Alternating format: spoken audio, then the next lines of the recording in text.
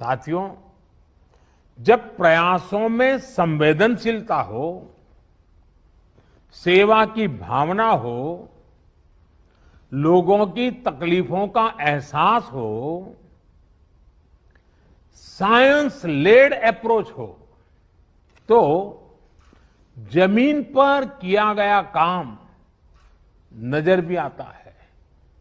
मुझे याद है, पूर्वांचल में पहले किस तरह बच्चों में दिमागी बुखार वाली बीमारी का कहर था।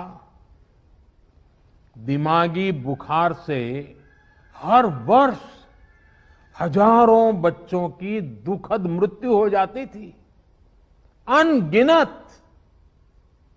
और आपको याद होगा, आज हमारे योगी जी जो मुख्यमंत्री जी हैं, वे जब पहले सांसद थे, पार्लियामेंट में इन बच्चों की जिंदगी को, जिस प्रकार से बच्चों की मृत्यु एक के बाद होती रहती थी, वो फूट फूट करके पार्लियामेंट में रोए थे। उस समय की सरकारों से वो याचना करते थे कि इन बच्चों को बचाइए, कुछ व्यवस्था कीजिए, रो पड़ते थे वो। हजारों बच्चे मरते थे और ये सिलसिला सालों साल तक चला था। योगी जी पार्लियामेंट में थे, करते रहे। लेकिन जब योगी जी यूपी के मुख्यमंत्री बने और भारत सरकार और राज्य सरकार ने मिलकर के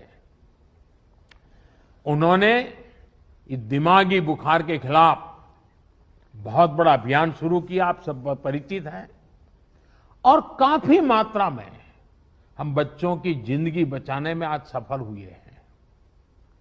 काफी मात्रा में इस बीमारी को हम कंट्रोल में ला पाए हैं। इसका बहुत बड़ा लाभ पूर्वांचल के लोगों को हुआ है, यहां के बच्चों को हुआ है। यह उदाहरण हमें दिखाता है कि इसी तरह की संवेदनशीलता, सतर्कता के साथ हमें लगातार काम करते रहना है।